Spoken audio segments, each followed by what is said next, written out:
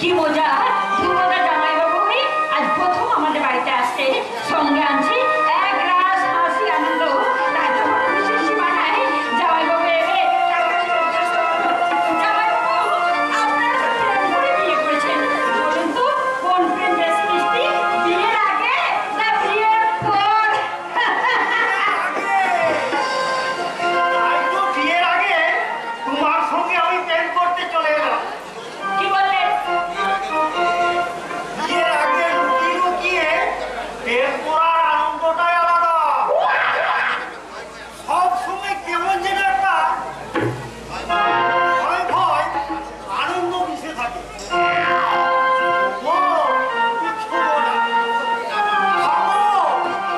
কি খাবো না, এইভাবেই সময়টা কেটে যায়।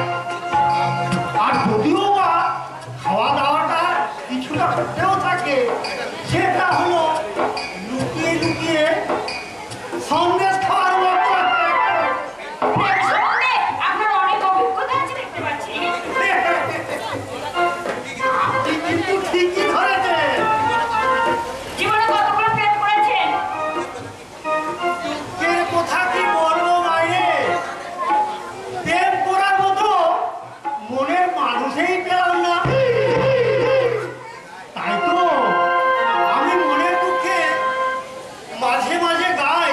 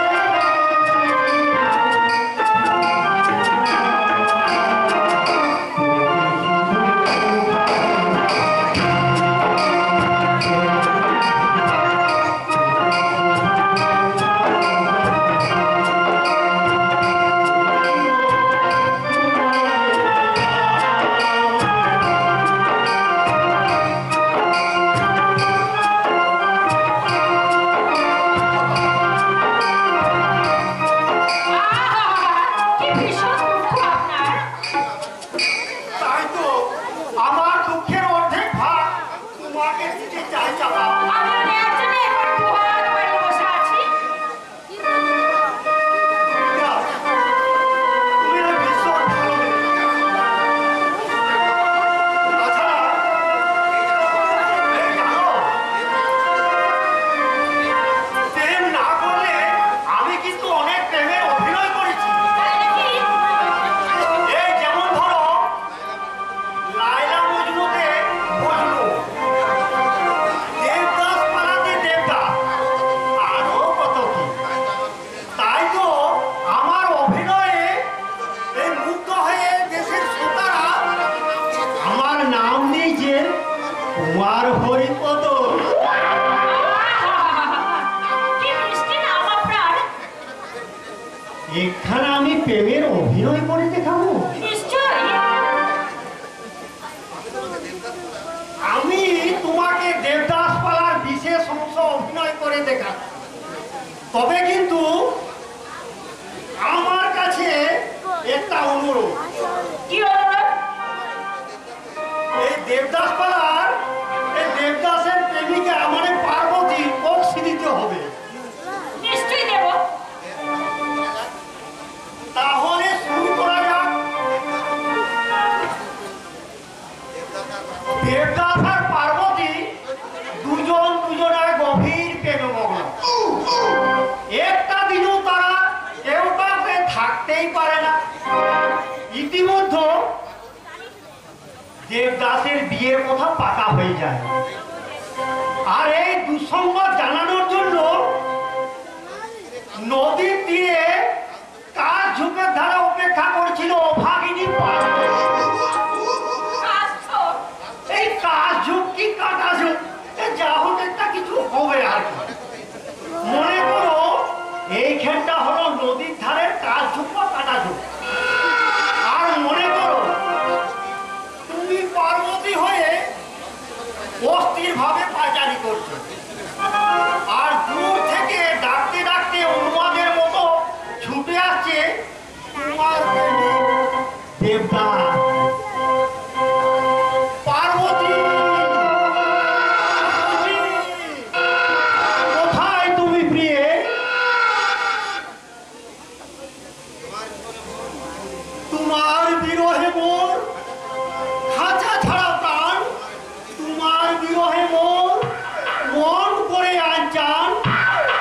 পার্বতী প্রিয়তমা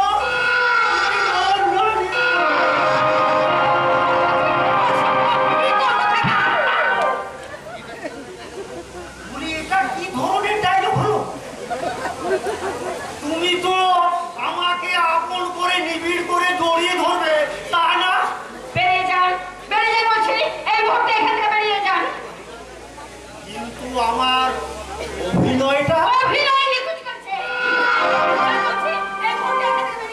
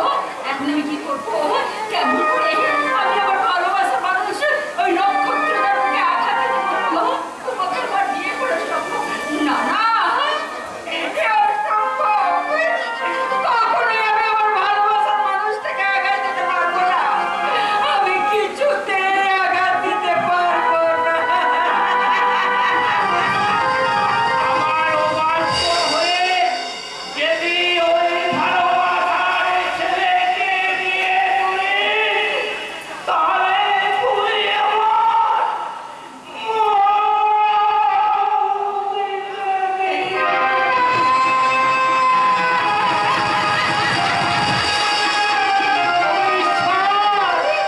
তুমি বলে দাও আমি এখন কি করব? তুমি আমাকে পথ বলে দাও ঠাকুর, তুমি আমাকে পথ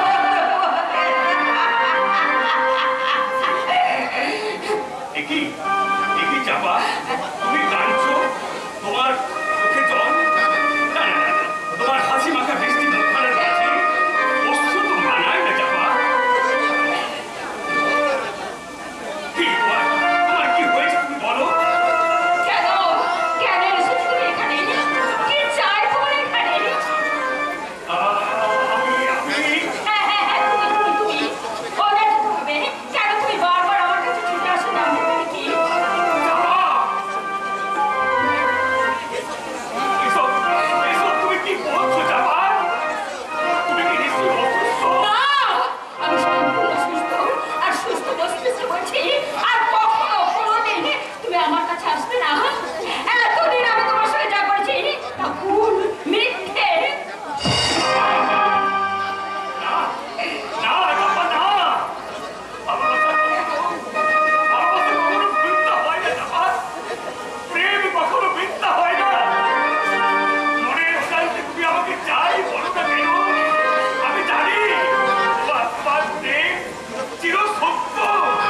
না, তোমার মতো একটা বোকা ছেলেকে নিয়ে এতদিন আমি মিথ্যে প্রেমের নাটক করেছি। হ্যাঁ হ্যাঁ, নাটক। তুমি কি বোকা নক্ষত্রটা আমার মিথ্যে ভালোবাসাকে সত্যি দিবে? এতদিন তুমি মিথ্যে আড়ালে ঝুলে ঝুলে থেকেছো। বলো না চাপা, বলো না। অমন করে তুমি আমার বলো না চাপা। স্বপ্নের রঙের আঘাত আমার ফুলের পৃথিবী ভেঙে চুরমার হয়ে যাবে। কল্পনার বাগানে আছড়ে পড়বে আমার হতাশার কাল বৈশাখী। ভালোবাসার এমন পবিত্র শব্দটা আমার হৃদয় থেকে মুছে যাবে চাপা, মুছে যাবে। তুমি চলে যাও নক্ষত্রটা, তুমি এখান থেকে চলে যাও। কেন চাপা, কেন? কোন অপরাধে তুমি আমাকে এভাবে বুকের বাজে আঘাত দিতে চাইছো চাপা? আমি তোমার কাছে কি কোনো অন্যায় করে থাকি? সেজন্য তোমার কাছে আমি ক্ষমা চাইছি। আমার ভালোবাসাকে তুমি এইভাবে ভেঙে দিও না। ভালোবাসা, আমাকে ভালোবাসার মতো কি আছে তোমার? চাপা,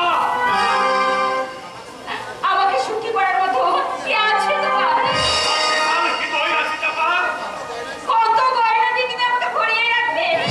আমি অফুরন্ত ভালোবাসার গয়নাকে তোমার মন প্রাণ আমি সাজিয়ে রাখবো চাপা। ওরে ভালোবাসার কাঙাল ভিখারি, অর্থ সম্পদ না থাকলে জীবনে কখনো ভালোবাসার শব্দ পেতে চায় না। তাই তো তোমার মতো একটা ভিখারির ভালোবাসাকে গ্রহণ করতে আমার লজ্জা করে, লজ্জা। কি বলবে চাপা? বামুন হয়ে আর কখনো তুমি চাঁদ ধরার আশা করো না। যাও, চলে যাও নক্ষত্রটা, এক্ষুনি তুমি এখান থেকে চলে যাও। আমি তোমাকে ঘৃণা করি।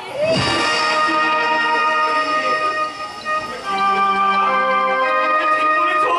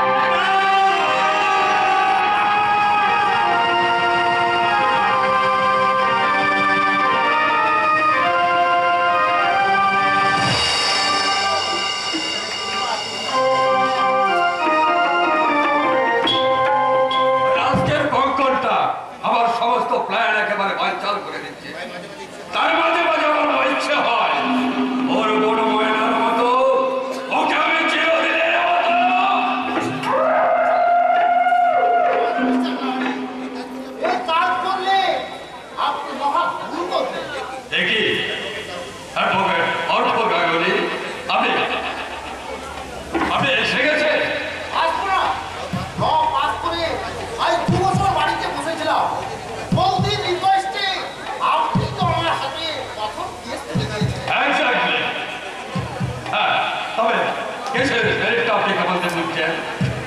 আচ্ছা,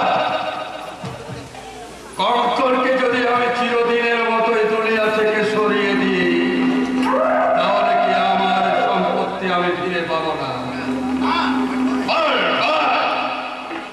আপনার বাবার ওই উইলের জন্য আপনার বাবা স্বেচ্ছায় সজ্ঞানে উইল করে গেছে। কঙ্কনের জীবন দশায় আপনি শুধু ভরণ পোষণ পাবেন। দৈবাৎ কোনো কারণে কঙ্কনের বাবুর যদি মৃত্যু হয়, তাহলে আপনার বাবার সমস্ত সম্পত্তি সরকার চিরদিনের মতো বাজেয়াপ্ত করবে। কথা বললে আমি তোমাকে আমার আর কি দোষ স্যার? উইলটা তো আমি তৈরি করিনি, করেছেন আপনার বাবা। আর এই উইলে স্পষ্ট ভাষায় লেখা আছে আপনার চরিত্রহীনতা আর অসংযত আচরণের জন্য আপনাকে বঞ্চিত করে আপনার বৈমাত্রীয় ভাই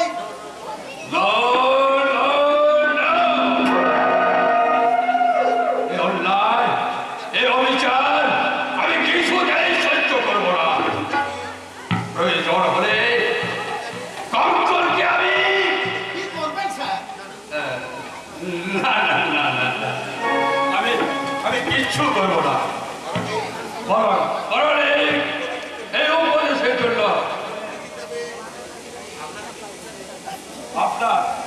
আপনার ফিস হিসেবে এই 10,000 টাকা আপনাকে আমি দিলাম। সে কি? এই সামান্য কাজের জন্য আপনি আমাকে 10,000 টাকা ফি দিলেন? না, সামান্য কাজ নয়।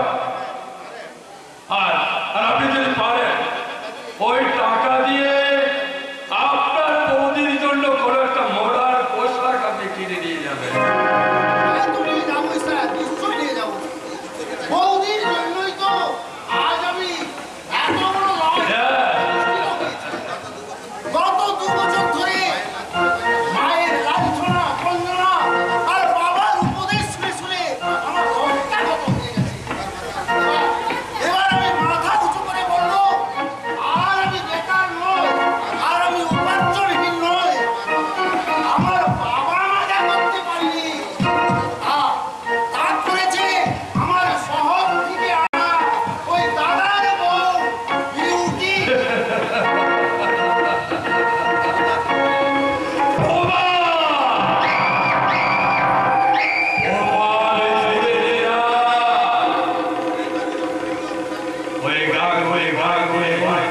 আমি ভগবান করে দিলাম। এরপর সমস্ত কিছু হয়ে যাওয়ার পর আমি এসে হাজির হব ওই গাঙ্গুলি বাড়িতে।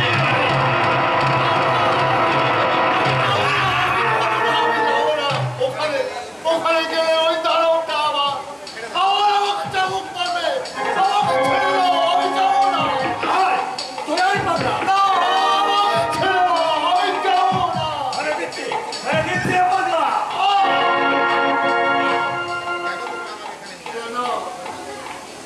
কেন তোমরা আমাকে এখানে নিয়ে এলে? আর তো আমি কোনোদিন খেতে যাই কাঁদি না।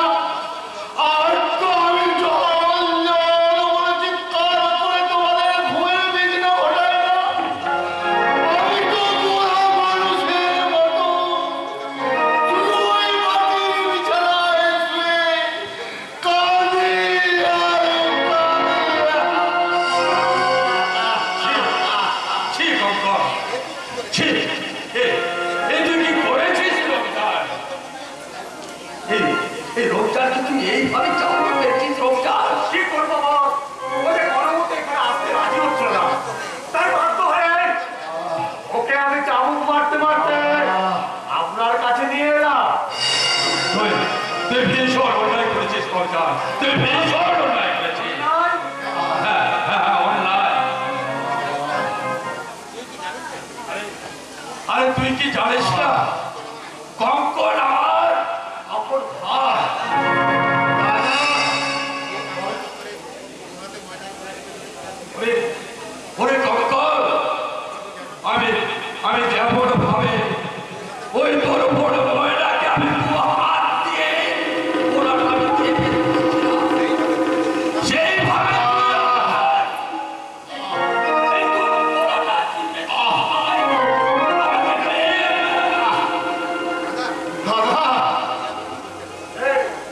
আমাকে কি কথা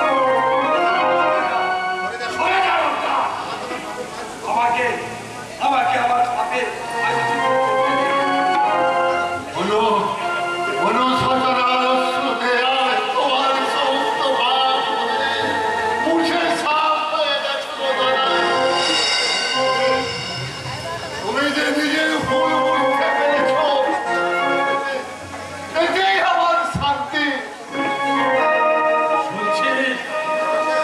বলছিস রে রমজান, যার হৃদয় এত কমল, সে তাকে কিনা তুই খারাপ। তুই জানো না, বাবুজিকে গিয়ে বলবি আজ থেকে আমার এবং কঙ্কনের খাবারটা যেন একই টেবিলে সাজানো হয়। আর শোন, এখন তুই গিয়ে কঙ্কনের জন্য ভালো প্যান্ট আর শার্টের অর্ডার দিয়ে আসবে। আমি এখনই আছি বস। ও হ্যাঁ, আর একটা কথা, আজ থেকে কঙ্কন আমার পাশের লোকটাতে থাকবে। ওরে আমি চিন্তা করবেন না, আমি সমস্ত ব্যবস্থা করেই রেখেছি।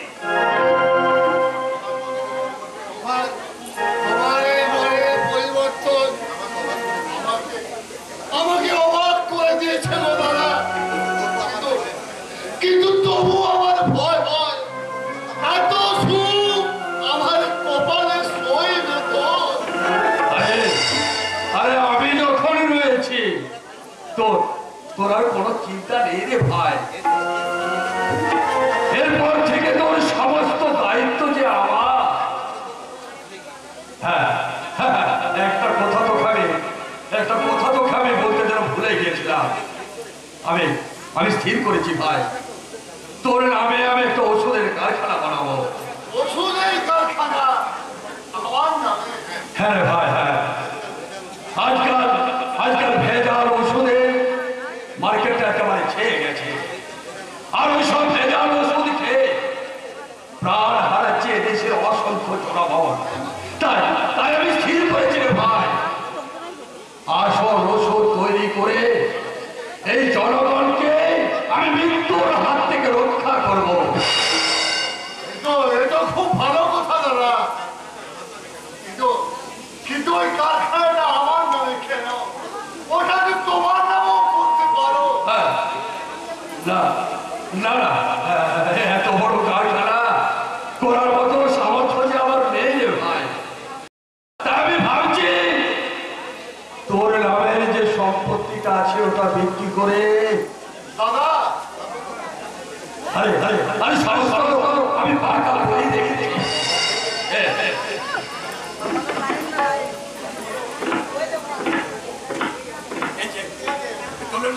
ছোট্ট করে সই করে নে, তারপর যা করার আমি করে নেব। আমি এই জন্যই বুঝি তুমি এতক্ষণ ভালো মানুষের অভিনয় করছিলে।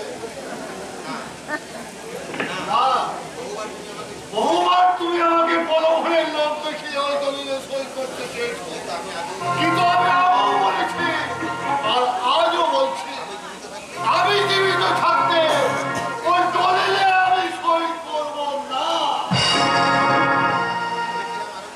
ভেবেছিলাম আমি আরো কিছুদিন তোকে বাঁচিয়ে রাখবো, কিন্তু না, নিজেই যখন তুই বাঁচতে চাইছিস না, তখন আমার আর কি করার আছে বল ভাই। রমজান, ইনজেকশন।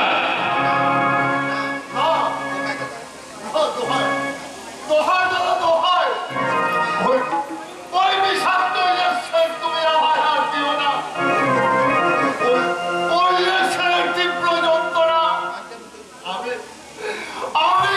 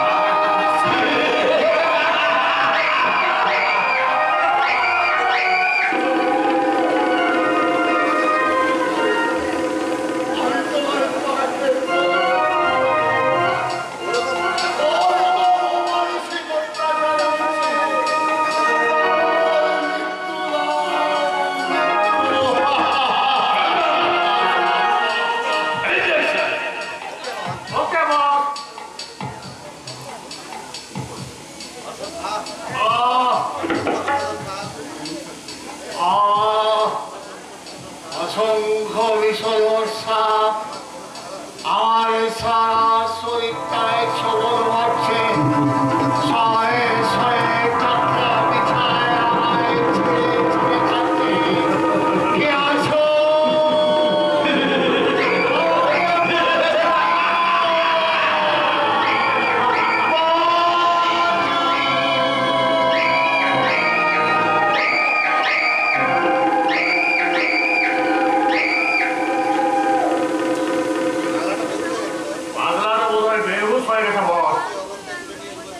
ওকে তুলে নিয়ে গিয়ে রুমে পৌঁছে দে আর ভালো করে নজর রাখবে কোনোভাবে যেন রাজকের বাইরে যেতে ওকে বস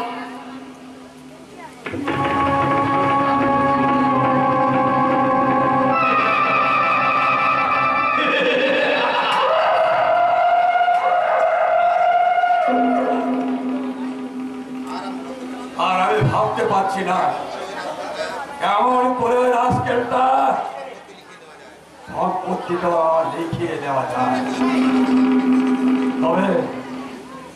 তবে কি ওই পাগলটার কাছে আমাকে হেরে যেতে হবে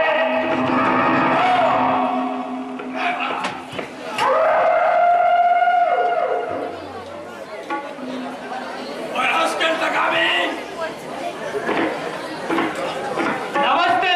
नमस्ते बॉस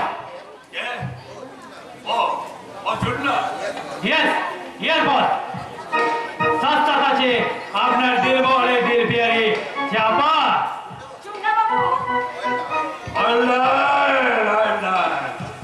সত্যি সত্যি তোমার চয়েস আছে ও তোমার নাম তাহলে চাপা তুমি তো চাকরি করতে এসেছো দেব আমার কামনার ড্রয়িং রুমে তোমার হবে পারমানেন্ট সার্ভিস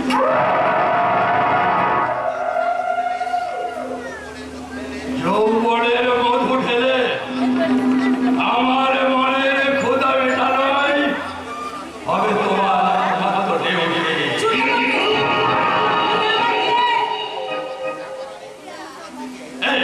এই চাপারানের সুইট ফিগার দেখে আমি বুঝতে পেরেছিলাম যে এক চান্সেই পাস করে যাবে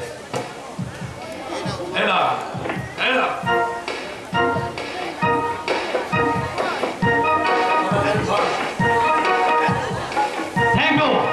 थैंक यू बॉस যাও ভালো করে নজর রেখো কেউ যেন আমাদের ডিস্টার্ব না করে ओके ओके बॉस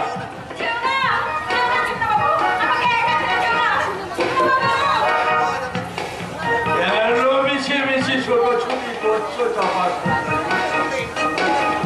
আরে হাঁপিয়ে উঠলে তুমি ইন্টারভিউ দিবে কি করে আছে তো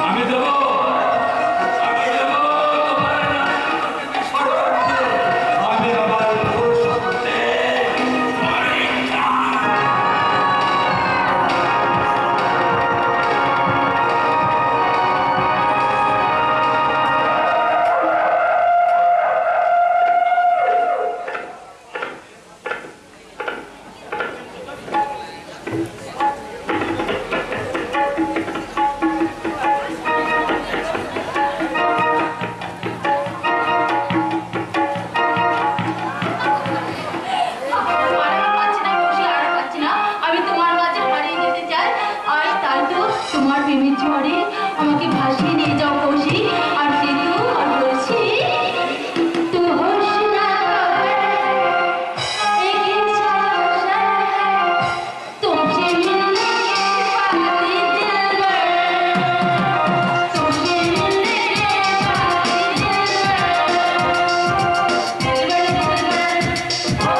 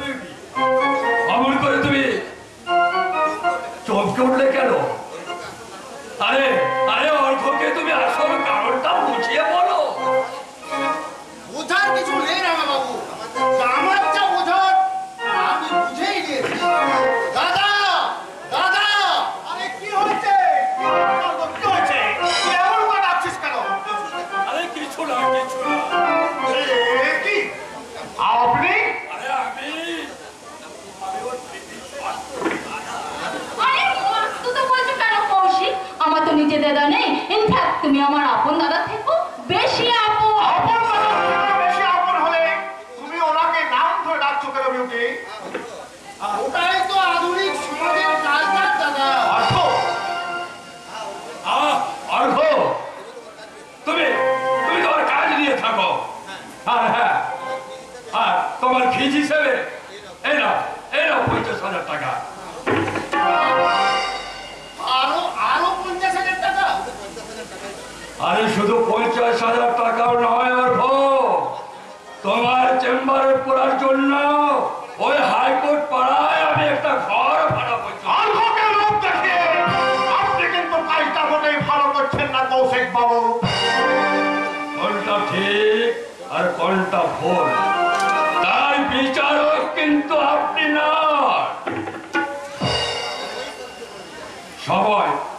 সবাই হচ্ছে সবচেয়ে বড় বিচারক। সবাই আসুন, তখনই বোঝা যাবে কে সঠিক, আপনি না আমি। আমি কিছুতেই সহ্য করবো না। হিন্দু শাস্ত্র মতে আমি যখন বিউটিকে বিয়ে করেছি তখন বিউটি হচ্ছে আমার ভাইদের মায়ের মতো। আমিও তো ওই কথাই বলি দাদা। কি বলিস অর্থ? কি বলিস? বৌদি তুমি আমার মায়ের মতো। তোমার দুটোকে আমি দেখতে পাই আমার মাতৃ স্নেহের ছায়া।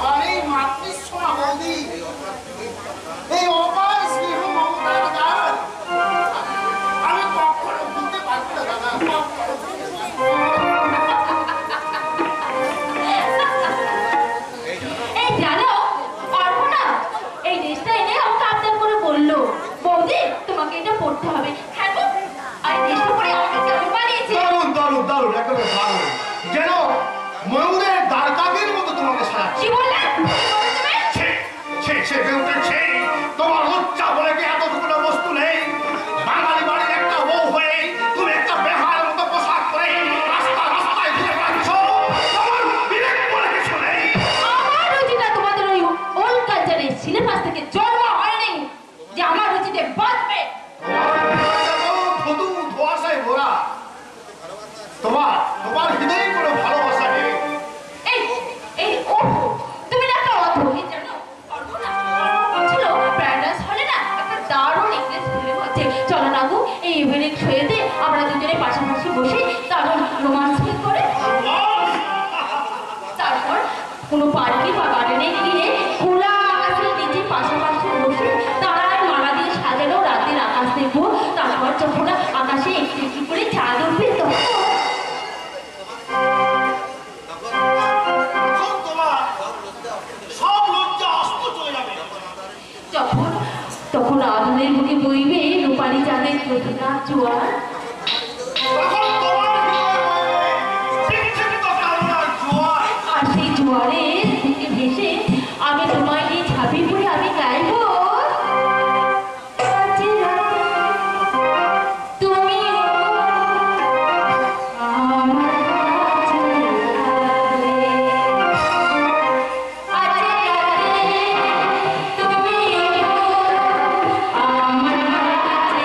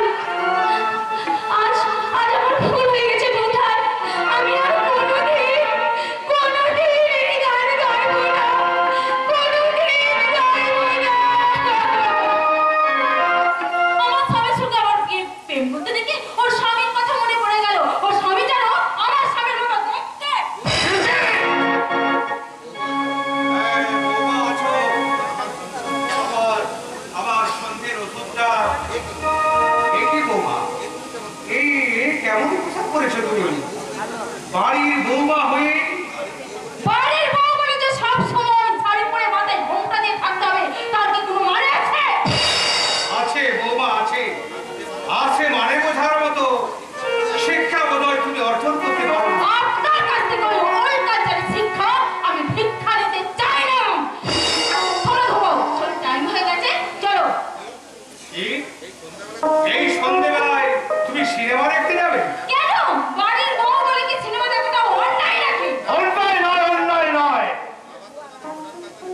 বাবা তো আমাদের মোরার কালচারাল সিলেবাসের সঙ্গে যুক্ত নয়, তাই তোমাদের সিলেবাসে এই যুগের আধুনিক বউদের, বিশেষ করে আমার মতো সব থেকে বউ আনাদের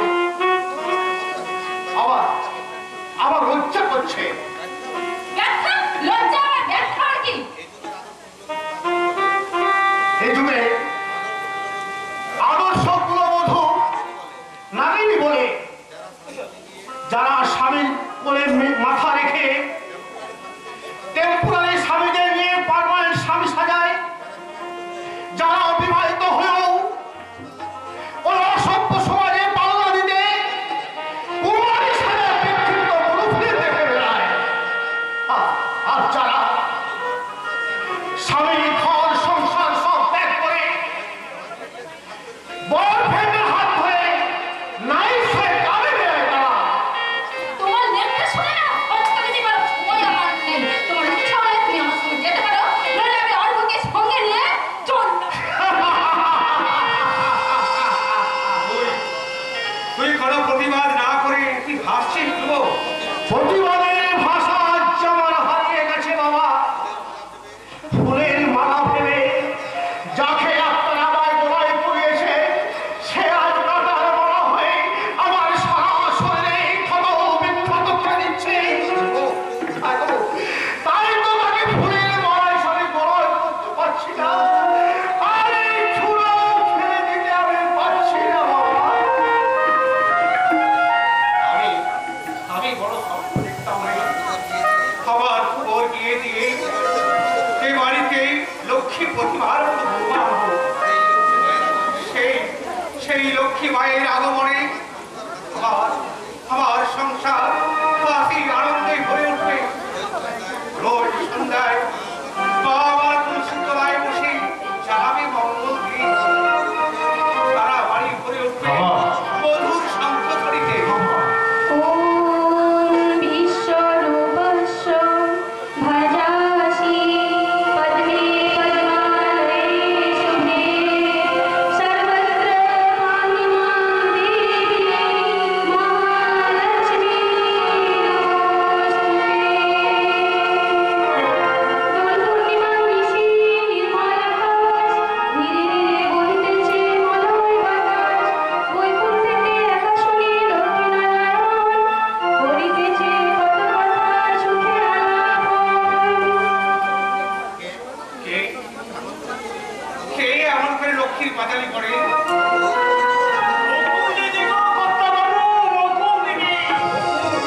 লক্ষ্মীর পাতালে করছে বকুল দিদি।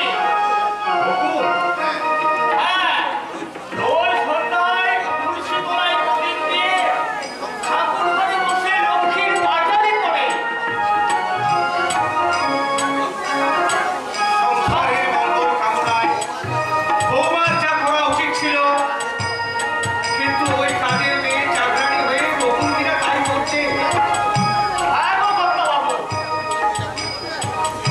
বকুল দিদি যখন মাথায় ঘোমটা দিয়ে ঠাকুর ঘরে পূজায় করে, তখন থেকে আমার বৌদিগুলো করতে ইচ্ছে করে। অনেক সময় হলো দাদাবাবু, আমি চাকর মানুষ, কি বলছে কি বলে দিচ্ছে। বাবু, তবে আমার মনে হয় বাবু, বকুল দিদি কোনো সাধারণ মেয়ে নয়, নিশ্চয় কোনো বড় ঘরের বউ। এমন লক্ষ্মী প্রতিমার কোনো মেয়েকে ওর নিষ্ঠুর স্বামীটা তুমি চুপ করো। কেন চুপ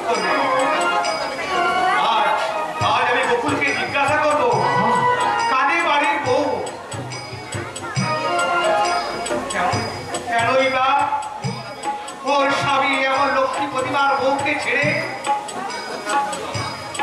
বাবা প্রসাদ নিন বাবা। দাও মা দাও।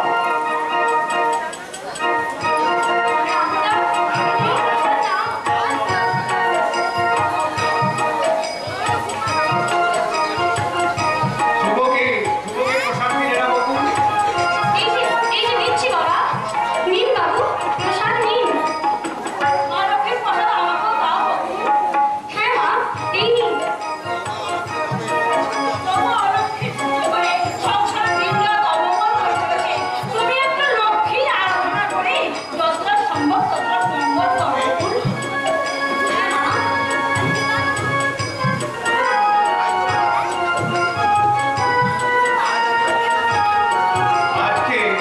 আজকে তোমাকে আমি কয়েকটি কথা জিজ্ঞাসা করবো বকুল, তুমি তার যথাযথ উত্তর দেবে।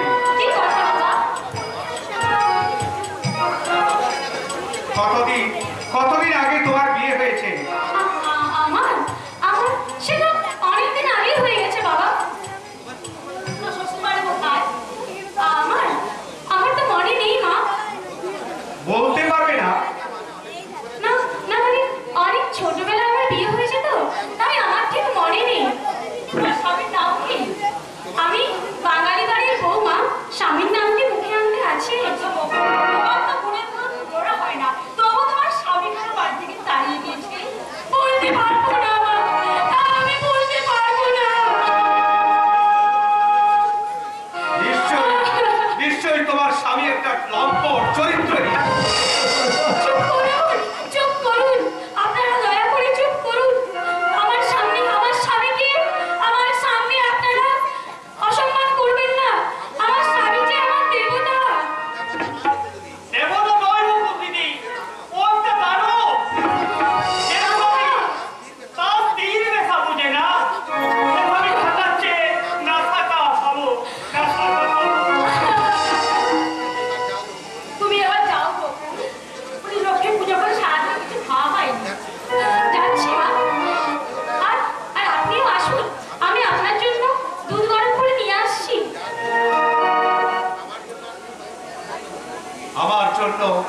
আমার জন্য আর তুমি কত কষ্ট করবে বকুল? ভক্ত আত্মসেবা দিয়ে তুমি আমাকে বাঁচিয়ে রেখেছো, নিজে না খেয়ে আমাকে সময় মতো খাইয়েছো। কটি সংসারে কজন বৌমা এমন শ্বশুর শাশুড়ির প্রতি কর্তব্য করতে পারে? বলতে পারো বকুল, তুমি বলতে পারো? বাবা আমার আয়ু বোধহয় আরো 10 বছর, আরো 10 বছর, আরো 10 বছর। মানুষটা পরে বড় শুধু তোমার মুখের দিকে তাকিয়ে ও এখন সব হয়ে আছে। আর তোমার কাছে আমার অনুরোধ, তুমি যেন কখনো ওই মানুষটাকে ছেড়ে, এই বাড়ি ছেড়ে চলে যেও না বাবু, চলে যেও না। আমি আপ্রাণ চেষ্টা করবো বাবা, আমি আমার যথাসাধ্য দিয়ে আপ্রাণ চেষ্টা করবো। দাঁড়াও বকুল। কিছু বলবে বাবু? হ্যাঁ,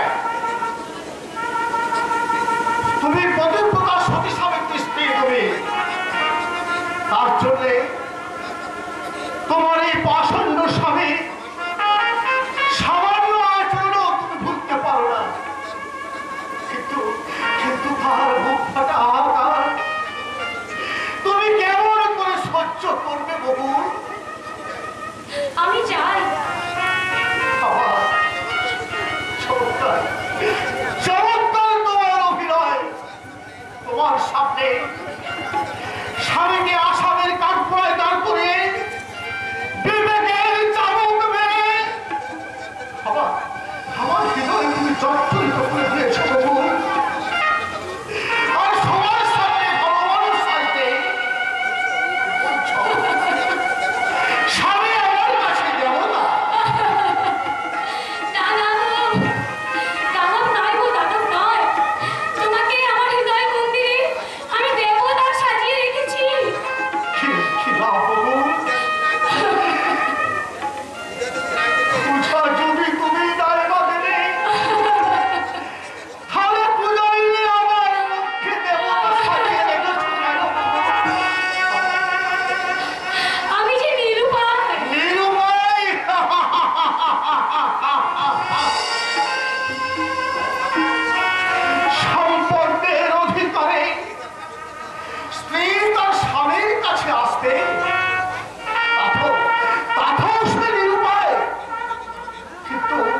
কিন্তু যদি কোনোদিন